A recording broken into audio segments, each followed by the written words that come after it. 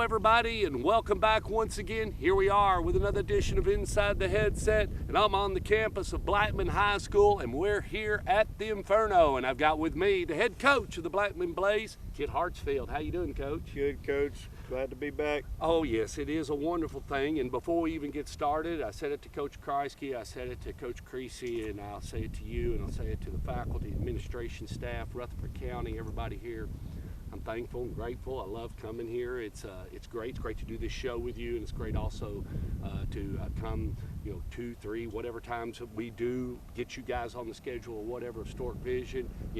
We say it all the time. We take a risk by not suiting up with one group, but we've been doing it 19 years.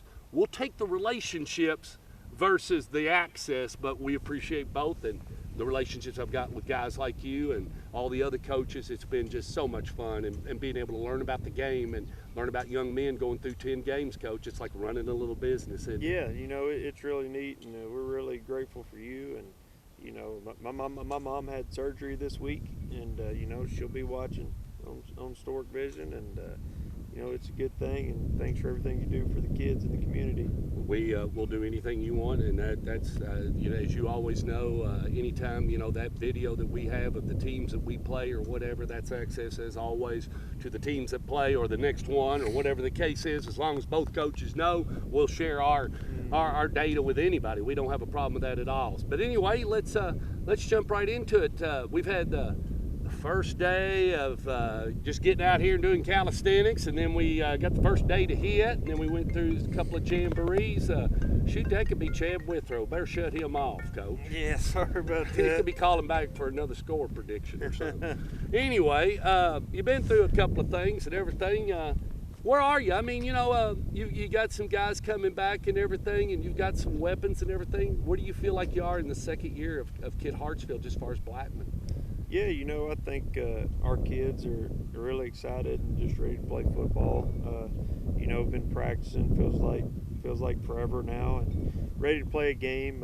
They're excited. Had some scrimmages. Yes, sir. They enjoy playing together. We've got a lot of unknowns from guys playing under the bright lights. And that'll be as bright as they can be on Saturday. So we'll see where we're at. Love Drew Beam. He's a great quarterback, young man who's kind of disciplined. I got a real good taste of Drew when I got to see him down at Florence when we went down there last year, and he was kind of thrown into the fire, so to speak, and learning to be in a big North Alabama, that field. It was a turf field and everything, but he did his first game there, and now he's matured. He's going into this first game. Where is Drew Beam and the quarterback as far as leading the Blackman Blaze? Yeah, I think you just said it. Number one is his leadership. Yeah. He's more mature. He's a junior, and just that sophomore year, you grow so much, getting thrown into the fire like he did, and did a great job. And just his comfortability with the offense and leading and being that vocal voice on the offensive side of the ball. It's really been a big difference for us since we've gotten him back from baseball. And physically, he's grown. He's added probably 15 or 20 pounds, and Great. I think that was really huge for him. Absolutely.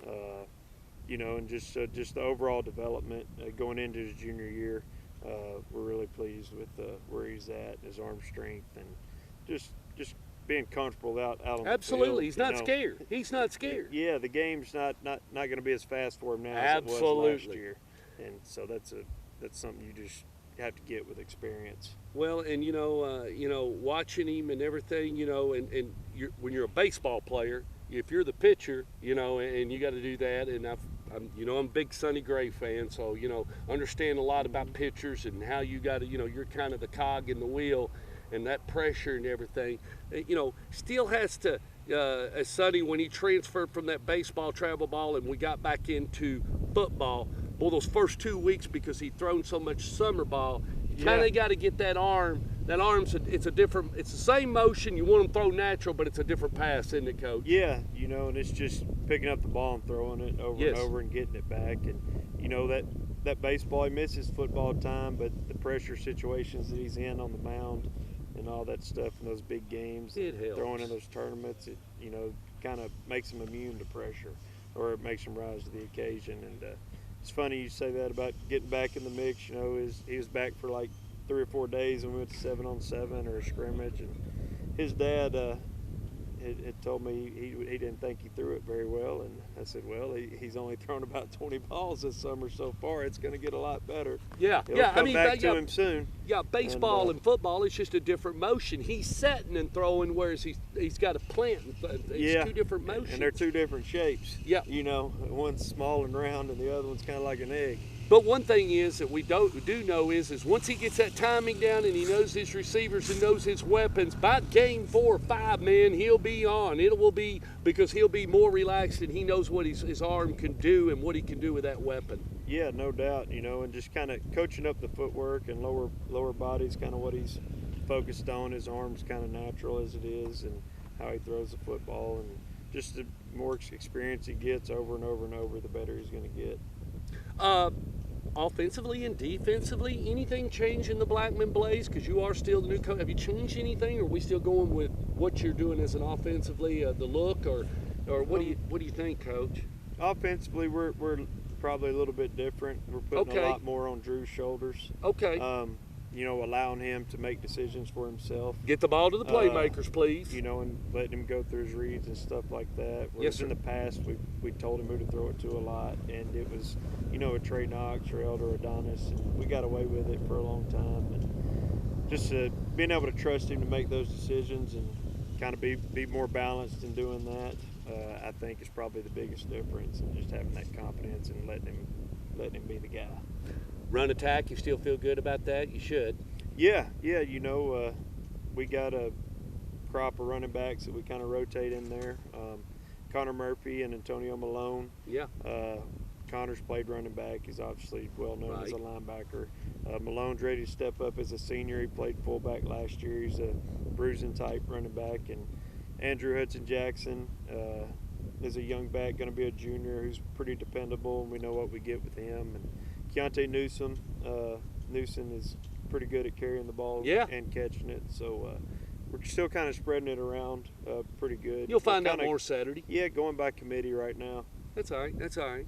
Speaking of Saturday's game, Coach Gary Rankin coming in. We know all the stats, all the numbers and everything, but as he said, he's still got to put them on a bus, come over here, put them on the other side of that field, and we're going to play 48 minutes. So what's it going to take to beat this guy? You mean we already know, so kind of for the new people that maybe have never seen an Alcoa other than at the championship, kind of tell, you know, the smokestack, kind of tell what they're going to be seeing and what Gary likes to do. Yeah, I mean, you know, number one, they're disciplined and gritty and tough. All of his teams are. You know, they've won no telling how many championships in the last 15 or 20 years. I would say over 15 out of the last 20 if I was guessing. I haven't counted. I know he's probably going on his 19th or 20th championship. It's really hard to keep up with. They win so much. So they're going to be coming in as, you know, as a favorite immediately. You know, and I know they're pretty excited about the players they have, as they should be from what I've seen on film. Really good athletic back in Sankey, and you know, a good quarterback, even though he's his first game starting. Really good skill. I think they return the entire starting O-line. And they're going to run the ball. Yeah, anytime he's got a line like that and it fits his philosophy, you know, you talked about the smokestack, and they'll try to cram it down your throat. Very disciplined on defense. Coach Nix does a phenomenal job, and they're not going to make mistakes, and that just kind of falls into his mold as a disciplined football team. Yeah, and he's going to send a little blitz, but he's going to have some people staying home watching where those guys leave from to make sure that he doesn't get himself in trouble. He loves doing that. Yeah, they just don't make many mistakes, you know, and that's typical for a Coach Rankin team, and it always has been. And you know, they're not going to beat themselves. And then when you play that discipline with the type of talent that they have, that's why the results are usually what they are by the end of the season for them.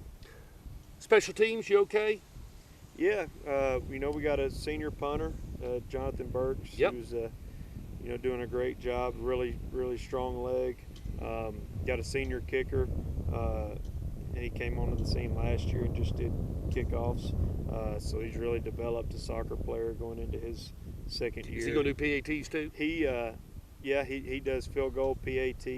and kickoff, and Jonathan focuses on punting, and Jack Satterfield's a junior, Right. younger than them, that is focused on kicking too. He's a left footer, so we Has actually have some he depth gotten any there. range? Has he gotten some better range? You feel Yeah, like and yeah. come along? Be it, once he joined football, he got put in weights class, and it's really strengthened his leg up, and once he realized, hey, I can be pretty good at this. He started Possibly just, get an education out of it if know, you play your cards right. Yeah, he was trying to kick off the gravel before this field was laid down. That's just great. every day, putting in the work and becoming the best he can be. So I think we're pretty good in the kicking game. Coach, let's wrap it up. What are you going to do today? What do you got planned? It's Thursday. You got tomorrow off, so what are you doing? Yeah, we're just going to keep going, keep preparing for Alcoa. We're trying to get our legs back under us a little bit. Yeah. But, probably back off the physicality some. A little light today. Yeah, but, get out in the heat. Will you do a walkthrough tomorrow after school, or are you going to finish out today? No, we'll do a walkthrough tomorrow. Okay. We'll just kind of review and try to clean everything up and go through all of our procedures pregame. And As my friend game. says, idle time can be expensive, Coach, so getting them back together sometimes is good, keeping them busy and on the track. Yeah, if you give them 48 hours before a game, they may forget everything you've done for 2 weeks. Yeah, so, yeah. It's been a grind going into the first game for everybody I know, and ours is an extra day. And Field looks great, kinda, Coach. I know that there's thousands of photos and videos and aerial shots on Twitter, and I know you're very proud of it, the faculty, staff, and administration, and congrats. And we are fortunate. We'll be here Friday or Saturday night and everything, so we're looking forward to it. Yeah, I definitely want to encourage everyone to come out as we have the Oh, ceremony. I'm sure everybody's going to be Yeah. here. They're not going to miss it. So. But, just the ceremony for the Yeah. field and the game, and, honoring Bart Smith and his wife Clarissa and all of our sponsors that's been able to make this happen. You don't know Clarissa. You don't know that Clarissa and I are we're kind of from the same background, do you? Did you know that? No, she probably didn't tell me that. Flipper? Yeah, she's got we're all from Grayson. We got a little bit of Grayson County blood in us. There we It's go. kind of like the seven. What is it? Kevin Yeah. Bacon. The seven. the seven. The secret's out. Then I guess. You Yeah, probably she don't want knows nobody to my know that. family and knows my mom and daddy and knows everybody. So yeah, Flipper, we all know each other. Yeah, she comes from a good family. Yeah, and everything. Well, right here. Thank you, faculty, staff, administration, all those people that'll be concession stand, new coat of paint. Don't think I didn't notice. Yes, New coat sir. of paint and everything. Saturday night, right here at the Inferno, the Tornadoes and the Blaze. At 7 o'clock, y'all be here.